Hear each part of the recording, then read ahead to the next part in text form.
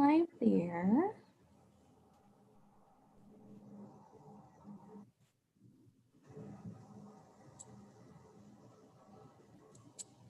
Nicole.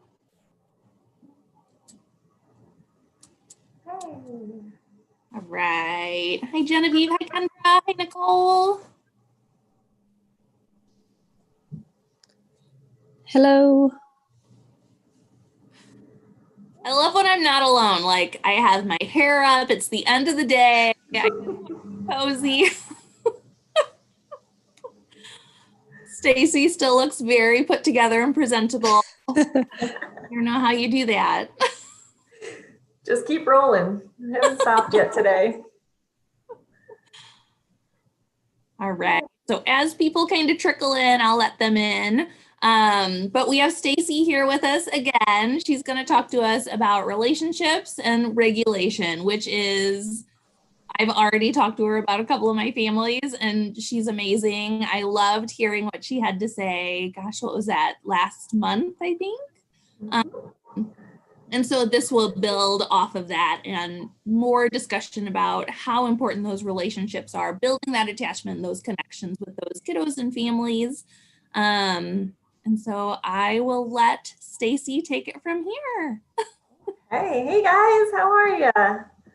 Okay, I'm going to do my best to share. You have to talk me through this again. Oh, do I pick the one I want? Did that work? I was going to say, Yep. yes, you're good. I did it. You know, the switch between Google Meet and Zoom kind of makes your brain have to. Crazy. So many things to juggle. Okay. I think I'm situated on my end. So yes, hey guys. So my name's Stacy, like she said, and kind of wanted to piggyback off of our conversation last month about, we started talking about kids and the impacts of trauma and how it impacts self-regulation. So once we kind of understand children, then how do we make the best relationships that we have, and how can those impact how our children develop emotional regulation and self-regulation and engage with the world around them? So that's really my goal tonight, is to share some good things to know, and then we'll definitely share strategies and things that you guys can do with your kids. So relationships are my favorite topic, and I had to make this slide as like pretty as possible because it's the best, and I've realized it is the foundation for how every person learns. We are created to be social beings. We are created to actually be in relationship with another person. So anything our kids ever want to learn requires it to come from our relationships. So what does that really mean? One, there's a huge correlation between how we develop relationships and how our brain and mind develops. So to me, we have to make sure that we put the two together. If I really want to have strong relationships with somebody, it requires not only a mental processing piece of it, but it requires a social processing. My body and my mind need to be in connection with each other. When we have that, it really does strengthen our ability to have good relationships with others. So from a kid perspective, there's things that we look for or that we hope that develop in a child over time. And as parents and as teachers and adults who guide children, the things that I want us to always remember is healthy connections really come from how we engage and how we respond to another person.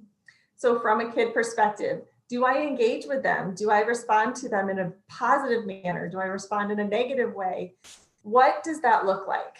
If I'm going to have a friend tomorrow at the age of an adult, it's still going to come back to how do we engage together and how do we respond together? So those are two things that we never learn throughout the course of our lives. So as parents, one of the things that we need to remember from early on is how we engage with them and how we respond really does form how their brain develops.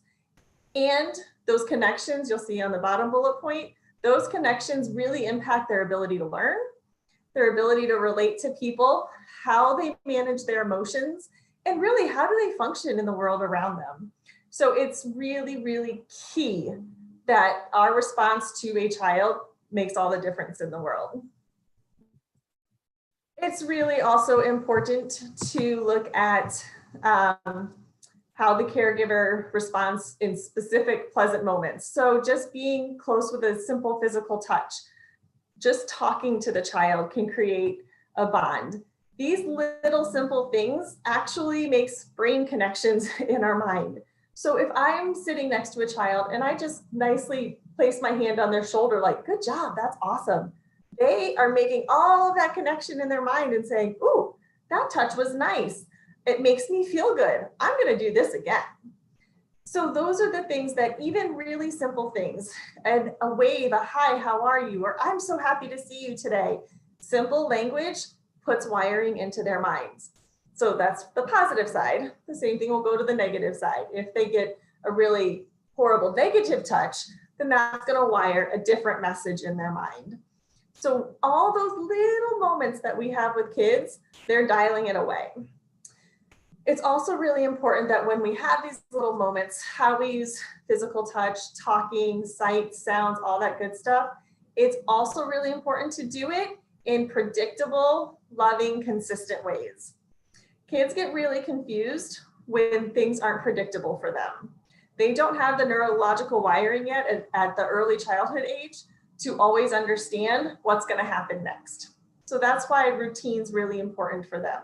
That's why they love and they thrive on knowing mom and dad are going to pick me up every day from daycare, or when I wake up in the morning, I'm going to have this for breakfast. Those simple routines really do calm their nervous system, and it sends a message to their mind that they're safe.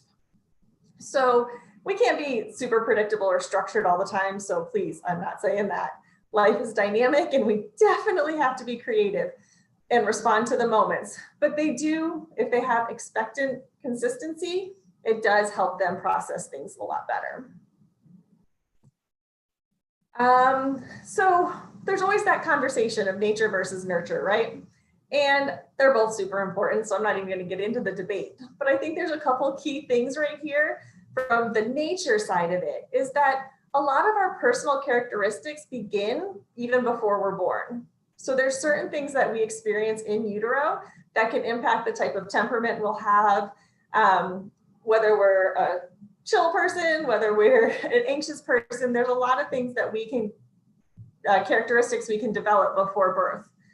60% of our genes are actually dedicated to our brain development. So it really is a huge part of how we learn over time.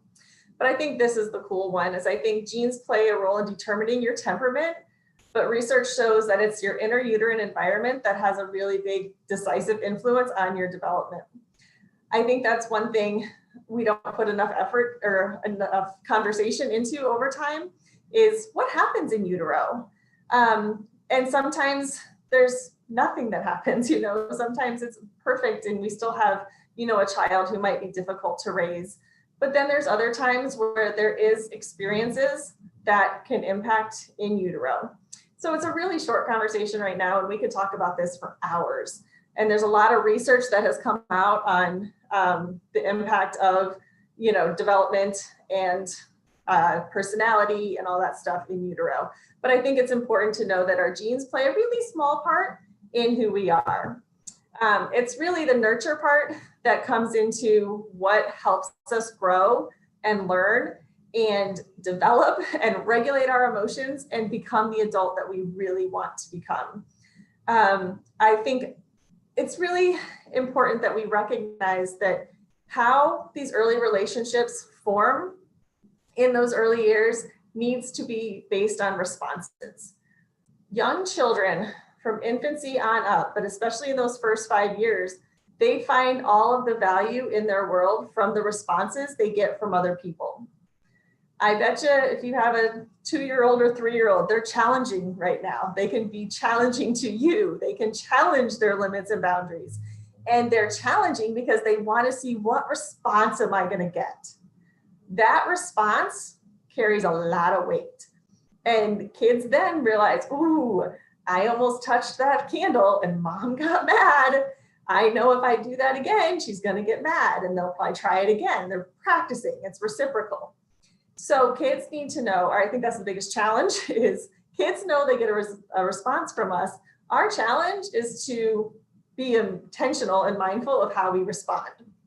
So when we do that, the responsive care, like it says here, not only is met through nourishment and warmth, house over your head, food on the table every day, but it also impacts our preferences and our moods and our interactions with everybody. So that responsiveness can go a long way, and it really does impact how we carry ourselves from day to day to day, even as an adult. If we don't like our job and we get a horrible response from our boss, do we have motivation to get up and want to go to work the next day? It's going to impact how we respond to our relationships in our world. So that responsive care goes a long, long way.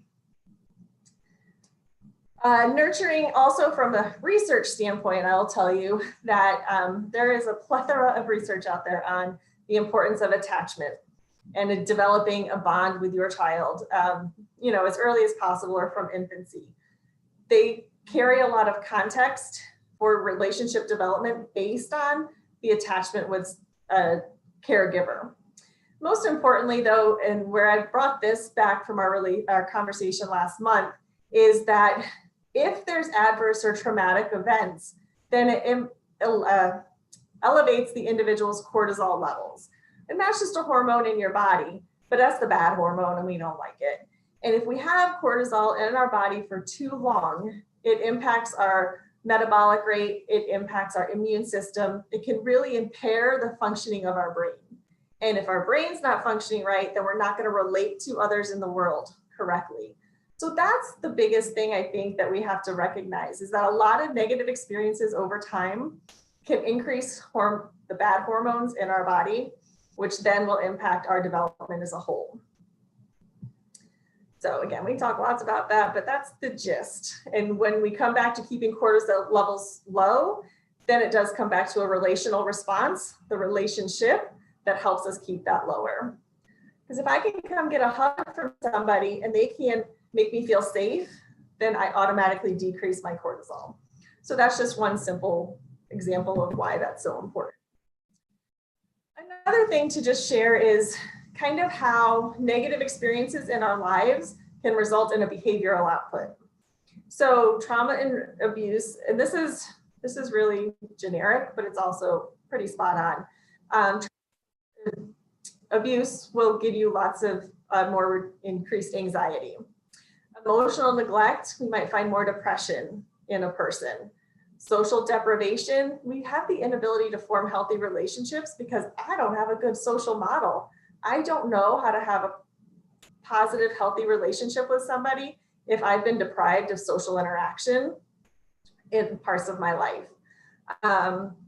Chronic lack of stimulation, that's just, my brain's not been engaged. I've not had to think and learn and process things. So then that does impair my cognitive abilities, how I think and learn.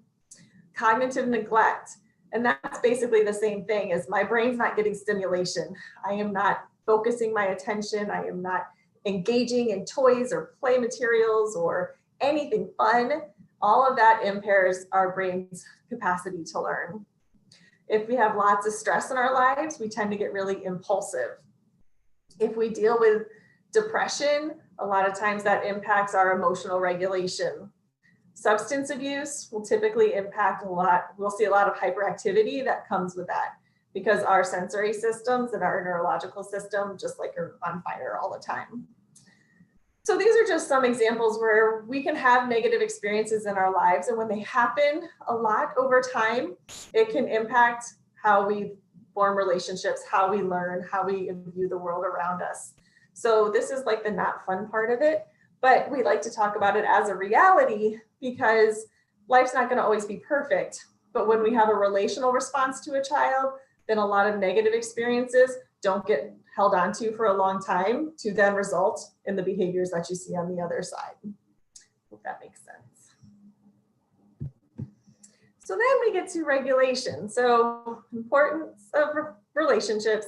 Now, what does that look like in regulation? Because there is a huge correlation between how our mind develops and our behavioral outputs. That's my favorite part of all of this. So just to recap from last month, this is how basically our minds process information, is we take things in from the outside world, we take it in, and it first goes to our survival brain, which is down near our brain stem. And that basically tells me, am I safe or am I not safe? Is my life in jeopardy or am I okay and I can keep going on? This is just really basic information that our brain says, oh, I'm not threatened, so I can keep learning. The information then moves from our survival brain to our emotional brain. That's where we kind of give it a little bit of meaning. So is this information coming at me? Does it make me feel safe? Does it make me happy? Does it make me sad? We give it an emotional tie. Does it bore me? Sometimes it means nothing and we just get bored with the information, and that's fine. But if information can pass our emotional brain, as in like, I'm not going to fall apart, I'm not going to tantrum. This is why 2-year-olds tantrum, by the way. If I don't tantrum, then I can go to my executive functioning and make a mindful decision and then move on. So that's a natural process of how we all think. That's why 2-year-olds, when they fall off the cliff with their emotions and they tantrum and they have behaviors, is because they get so overwhelmed by their emotions that they can't think productively anymore. And at 2, they don't have a lot of practice yet thinking and being regulated. So that's what they're practicing at that 2, 3, 4-year-old age. So just an understanding of how we process information. When you tie that with the development of emotional regulation, which I had mentioned last month, emotional regulation comes from an outside-in approach. So I, as a young child, don't have the skills yet to know how to regulate my emotions. I need help. It has to come from somebody else in my life to help me. And it has to come, this is where relationships come in. It has to be a relationship that helps me. If it's a trusting relationship with a parent that I love and can't wait to see and need, then it's going to calm the emotional system, the sensory system, a lot quicker, and the child will learn to regulate. But it is an outside-in approach. Oftentimes, we try to encourage children to grow up quickly and become independent at a really young age. And we do sometimes expect them to be regulating their emotions at a really young age. Research says we don't actually learn how to emotionally regulate ourselves well until we're about 25, 28, 29. So we're well into adulthood when we actually develop that skill. So we have to remember that the entire process from birth to you get through college, you get through your early 20s, that's the entire time you're practicing your ability to regulate your emotions. And we're all going to be good at it. We're all going to fail. We're all going to be good at it. We're all going to fail. And then how people relate to us in our failures and in our positive moments really impact how we use relationship to develop regulation. So it's a lifelong process. And even some older adults, we just work on it all the time. So those are just important things to remember. A relationship, you can't develop emotional regulation well without relationship. It's just not, we're not wired in that way. So when it comes to our kids, what do we need to know? A couple of things. One, we all have knee-jerk reactions at times, which makes us behaviorally impulsive. This is when we don't really think about what we're doing, we just do it. We might just act and then think, or react and then think. So that happens. The younger the child is, the more impulsive, the more gut reactive they're going to be. And that's because, like I just said, they haven't developed skills and they haven't had a lot of time to practice. But then we also have behavioral outputs that are what I call responses. And this is where it's an act or an action that's a lot more mindful, deliberate, and intentional. For young kids, I love it when I know this develops is when you have a 2, 3, 4-year-old and they're going to do something, but they look at you before they do it. And they're like, ooh, is she seeing that I am going to throw this toy across the room? That's huge. That means we're moving from a reaction to a response.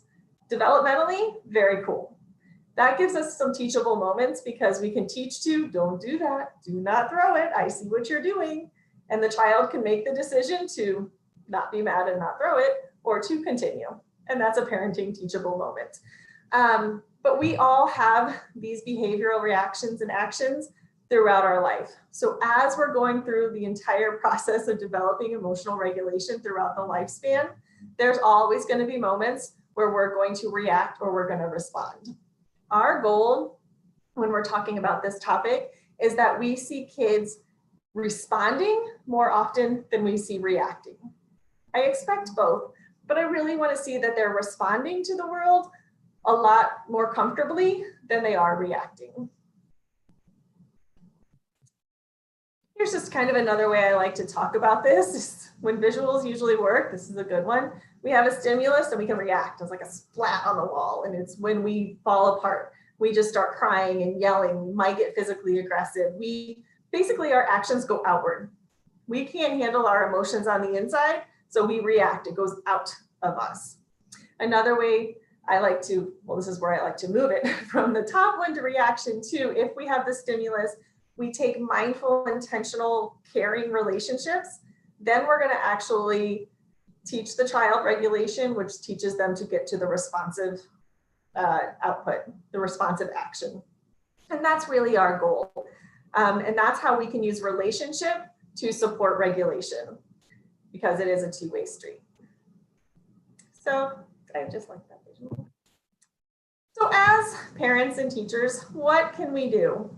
What I really like to encourage kids to do is move from a no brain to a yes brain.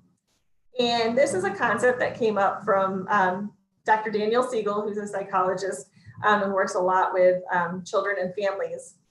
And I love the concept that he has behind it. And I think it's really important that there's a lot of things we can do that engage a yes brain instead of always fighting and power struggling with a no brain from a different person. In relationships, if we have, well, we stay in relationships if we have a yes brain relationship. I don't want somebody to keep pushing back on me because that doesn't make me feel good. So that no brain mentality is really not beneficial. So what do you see? So if there is a no brain state, so these are behavioral characteristics that we might see of another person, which means they're intensely reactive. They could be often rejecting, constant worrying about making a mistake. So sometimes it's internal, where I'm going to get defensive all the time because I don't feel like I understand what's happening, or I can't handle my emotions. They might push back on learning something new. They're stubborn, they're anxious, they're competitive, they're threatening. There's all different kinds of characteristics, which I'm sure you guys have all seen before. But these are the no brain state. We don't like to live here. We don't like to be in relationship here. Oftentimes, if we see this, the other thing is that our survival brain kicks in when we are in a no brain state, and we're actually functioning more from our survival brain and our emotional brain than we are from our prefrontal cortex.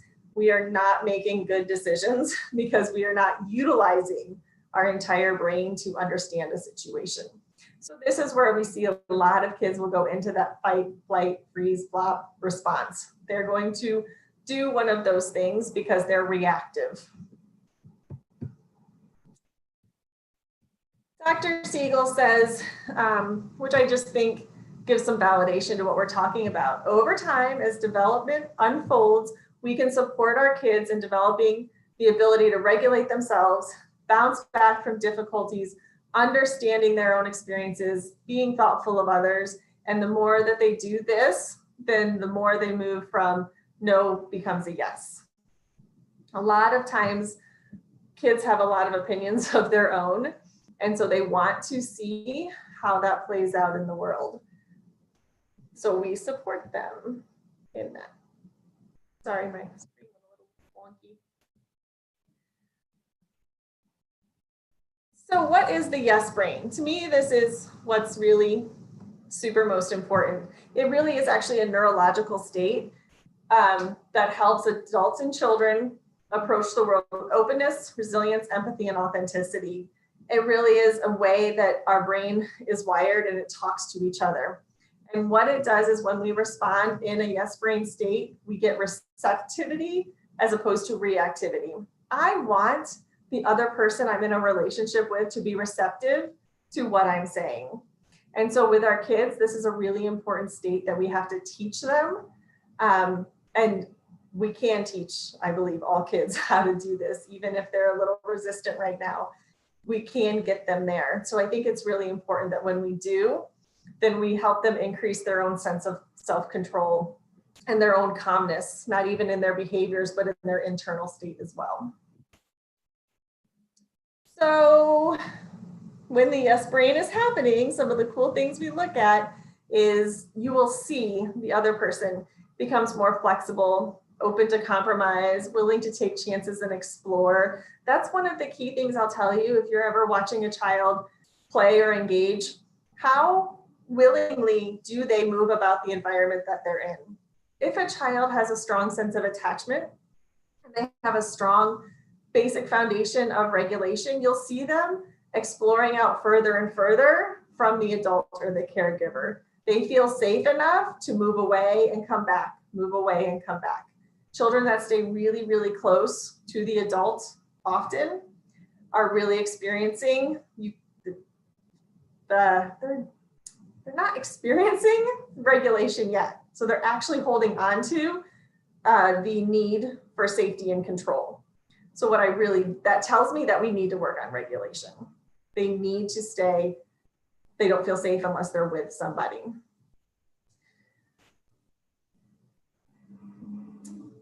You might see them being less worried about mistakes, more rigid and controlling.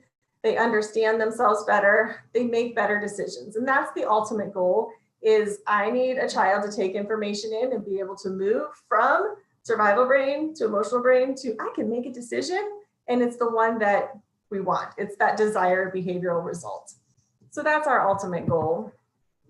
What I want to be really clear with is when we talk about the yes brain, it's not getting into a child. It's not telling them yes all the time because I don't want to fight. I don't want you to tantrum because that doesn't actually help the situation at all. We don't want to say yes just so that we can avoid a difficult situation. What we actually say is we're saying yes to the fact that you need something right now and I will help you get it.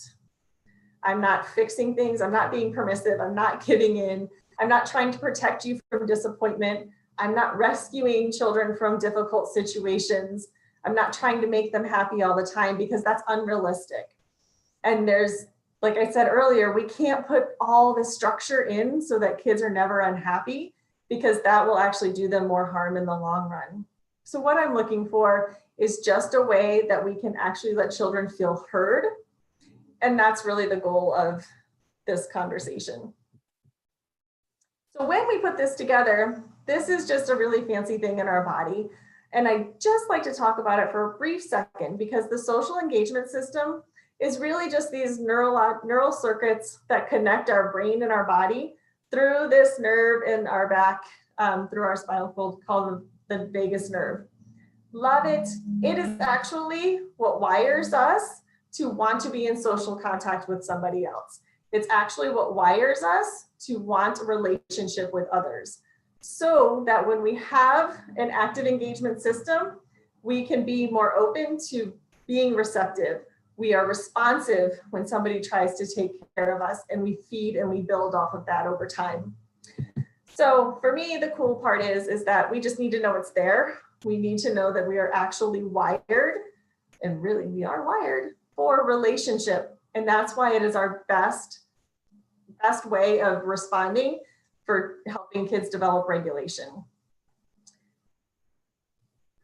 So that's really what a lot of those words say.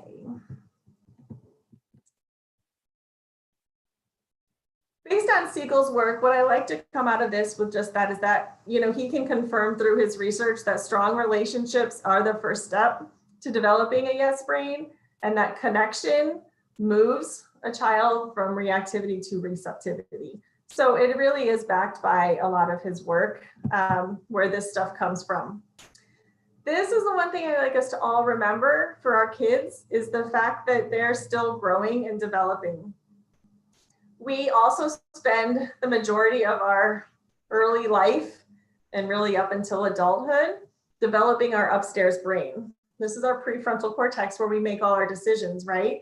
As we get older, our thinking gets more complex. The decisions we make get more complex.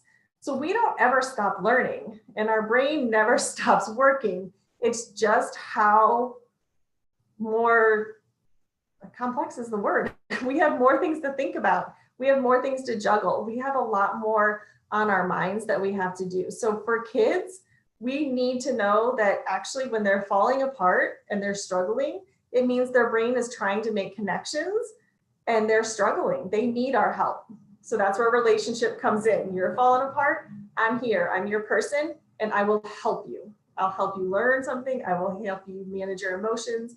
I will be that responsive person until you get the skills to do it on your own. So what can we do with all of this? There are some things I think as parents and educators that we can be focusing on all the time that really strengthen relationship, which then in turn strengthens the self-regulation skills of a child. And really it comes down to having focus time, play time, and a connecting time. And we can do these all at once if we want. But it's really cool. Focus time is when our minds actually engage in something goal-oriented or not. It has a center of focus. So it could be just sitting down and doing a puzzle. My mind is engaged in the puzzle. Coloring, anything that we do, we present in front of our kids, we want them to have time where they can actively engage with their mind and their body. So I wouldn't put video games into that little nugget, but I would put something like I said, puzzles, coloring, cars, ramps, any of that stuff, because they're doing an action, their mind's thinking about it, and they're watching it play out. Then we have playtime, which adds in creative, new, novel experiences that they've never had before. And that creates new connections in the brain. So let's say a child is learning how to stack blocks, right? When we have a kid and we start stacking blocks, I don't teach you to stack 10 at once because that's unrealistic. They'll fall down. The child doesn't have the skill to place one directly on top of the other. So we start with 2 and we celebrate that, and that's great. And then the new and novel piece is that they get to 3 and 4 and 5. So they're taking something that's really familiar, they're focusing their attention, but they have a new and novel experience every time they stack blocks. So it doesn't have to be outside of the box crazy thinking all the time. Simple variations of things that the kids already know is a new connection. It's innovative in their brain. So that's really cool, is playtime does not have to be complicated. And then the connecting time is when we connect with other people and we engage together. So whether that is just the 2 of you engaging together, engaging as a whole family, engaging with peers, these 3 things create a relational response in a child's mind and body, which helps us work towards the goals we're talking about tonight. We can do them all at the same time, which is really great. Think if you ever had a moment where you sat down with your family and you guys played a board game. Well, you put focus time, playtime, and connecting time all together. And so that's why those types of situations are so important in both child development and adult development. We all like to have fun together. We need to be cautious of our communication with kids often. And I call it contingent because I really want the communication style I have with kids to be appropriate for the situation. So directly responding in a positive way to what's being communicated. I firmly believe all behavior is a form of communication. They're trying to tell you something. And oftentimes kids will have a behavioral response because they don't have the words. Or maybe they have the words, but their emotions are so high right now that they can't get into those other areas of the brain to use those emotions or to use those words. So I think they're always trying to tell us something. So I really think our job is to listen and acknowledge any thoughts and feelings and emotions of a child. So a kid could throw something and I could say, wow, you look mad, or you look frustrated. I'm not fixing it yet, I'm just acknowledging. And if somebody else feels heard, it automatically starts to calm your internal system and help you regulate. Simple acknowledgement lowers stress levels. And there's a term I use called declarative language, where I often wonder out loud for kids, or I talk about what I see, not what they did. So, oh, it looks like your cars are all over the floor in here, indicating there's a super mess and we need to clean it up. But I haven't quite told the child yet to clean it up. I just mentioned the problem. This is a declarative way of focusing the child's attention on what you want them to be focusing on. Hopefully, they'll hear what you say and be like, oh, we need to clean up the cars.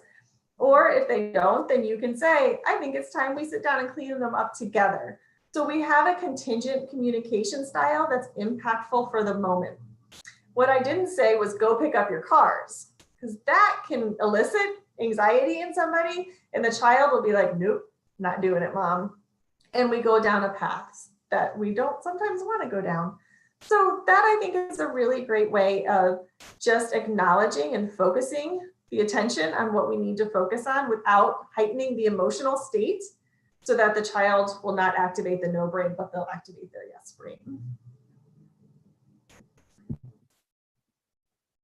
The other thing I think that we need to always really help young kids focus on is self-awareness. And this is a really hard skill, but it's a capable thing that we can help kids learn at a young age. So self-awareness is our ability to know our inner self and our outer self. And when it comes to self-regulation, I have to know what my inner self feels in order to then make my body respond the way that it needs to respond. So we actually need to know our inner self and our own self-awareness before we can truly develop self-regulation. So it's a process that requires the insight, understanding our own mind and our own body. It also requires some empathy. So I need to understand the mind of somebody else, or I need to see the world through someone else's eyes, which is a really hard skill for a young child, but they're definitely capable of it. Why this is important is that if I'm going to learn self-regulation, remember we said it's two people outside in approach. I need somebody to help me regulate. If I can't see the world through your eyes, I can't imitate your regulation state. So I need a child who can start to feel anxious and upset, and they look to the parent like, I'm about to lose it. What do I need? And the parent can say, you're calm, it's okay. And then they can start to regulate. So there's a little bit of a pause. There's a little bit of awareness that has to come into play for self-regulation to happen. And then self-awareness requires an integration, which means the mind and body have to work together. The different areas of the brain need to work together. All these things are really vital foundations for the development of self-regulation. So teaching kids how to develop self-awareness is really important. And the easiest, I think, I love how Siegel does this, because for me, it's been the easiest way that I've been able to help teach kids is observation, pause, and reflective response. So what I really want to say is I take the kids and we observe things out in the world around us. Let's say we're all at a playground and we see some kids fighting on the other side of the playground. Pulling my child over and observing, being like, oh my gosh, they look like they're mad at each other, and engaging in a conversation of what that stuff looks like, of what behavioral outputs, positive and negative, look like. You can't apply it to yourself if you can't see it happening in the world around you and from other people. So observation is huge. Sometimes maybe if the sibling is really sad and crying, I might say to this sibling, oh my gosh, I think your sister's really sad and upset. I wonder what we can do. And then I pause, because when you pause and allow a kid to think, you're activating their internal mind, your internal narrative. They're talking to themselves internally so that they can process the information and come up with a solution. And that's really key. If I try to talk at a child all the time, or if I try to tell them that this is the answer that you need to come to, then we've taken the entire mindful, thoughtful process out of learning to think. So I help them observe what's happening in the world around them. If I give them a suggestion or we talk about something, I add a lot of pause so they can think actively. And then we talk about response flexibility. Whew, your sister is sad. I wonder what we could do about that. And seeing if the child can come up with 1, 2, 3 different ways that we could soothe somebody else. Or, oh my gosh, if you got that mad at your friend at the playground, what would you do? And talking through multiple responses. You don't have to act on any of them in the moment, but what you're doing is you're activating their mind to become aware of themselves when they get in those moments sometime in their life. So it's a way that we can really strengthen how they see themselves in relation to the rest of the world. So things like that, where we can identify whether or not a child has strong self-awareness, will give us an idea too of how their regulation state is working and what we need to do to help them. A simple way, if you're like, okay, what am I going to do tomorrow to help my child learn self-regulation? Well, really, here's what I do. I like to show them what you want them to learn. Kids love to see it before they can do it. Well, we all do. That's just how we all do. I'm not going to go out and try something new if I've never seen it done before, because that might use a lot of anxiety and I don't know if it's safe. So show kids what you want. Show kids how to react, how to talk, how to behave. Show them whatever you want them to learn, and then give them an opportunity to imitate you. So that's a really great pattern to sit in, and then wait for them to do so. So it might be, your sister's really sad. I think I'm going to go give her a hug. That might help her. So I will get up, go give her a hug, and see if the child will come imitate, or if I wait for them to take the action. I'm not going to say, go give your sister a hug and make her feel better. We've taken the mindful thoughts out of the importance of the situation. But wait for them, see if they end up making the right decision. So showing them what you want, really encouraging that imitation, and then waiting for them to do so. I really want them to go past their emotional brain and come up to their prefrontal cortex and their executive functioning. But in order to do that, I have to wait, and I have to pause, and I have to allow kids to actually think about what they want to do before they do it. And then this is just something I think it's always really good and important to know. This was a book and a video that was created several years ago, but I always thought it was a really great explanation for the 10 things every child needs early in their life. And they talk about each one in length, but interaction, which is relationship, touch in really positive ways, stable relationships, communication, self-esteem, health and safety, living in healthy and safe areas and homes, environment, quality care, play, music, and reading. So just fun things to keep on our back of our minds. That was the start of my conversation tonight. Any questions? No?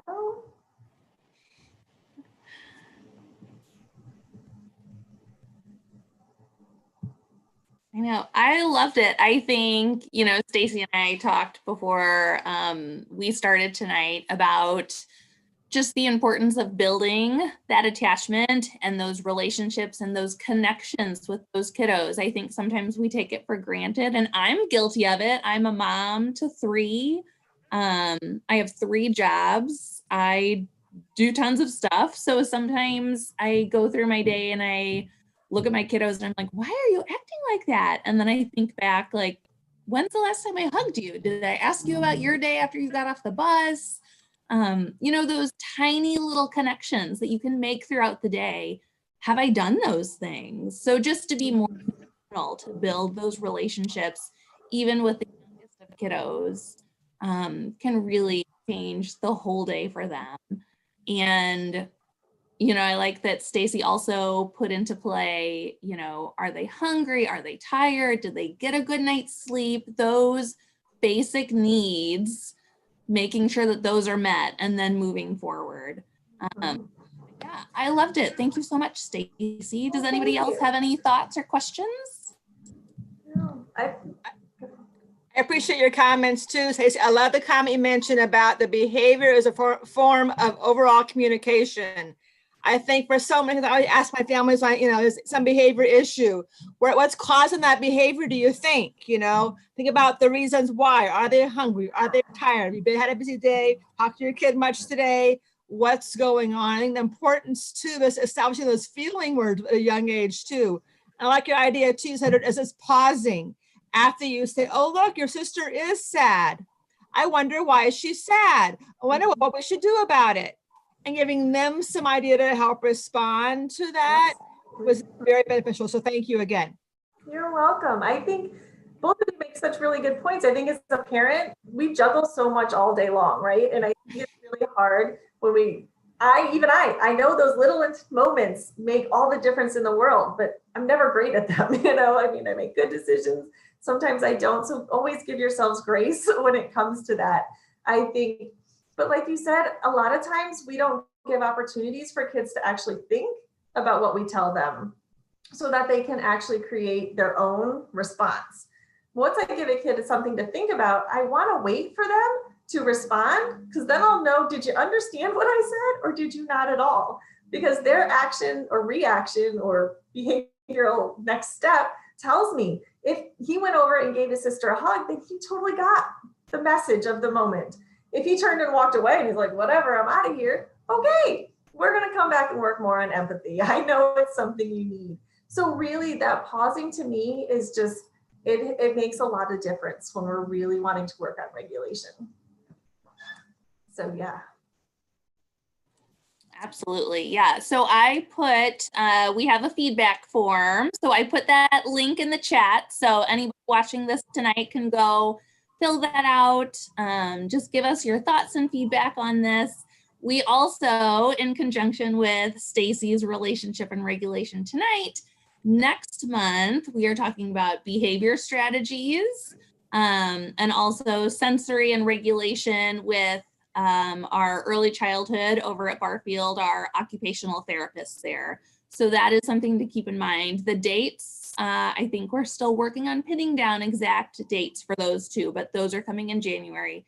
And then we're also going to be talking about anxiety with Katie Fisher. That is on January 27th. So if you have any specific questions or concerns or just wanting to know more about any of those things, January is your month for that one. So something to keep in mind. We'll see the newsletter coming out soon.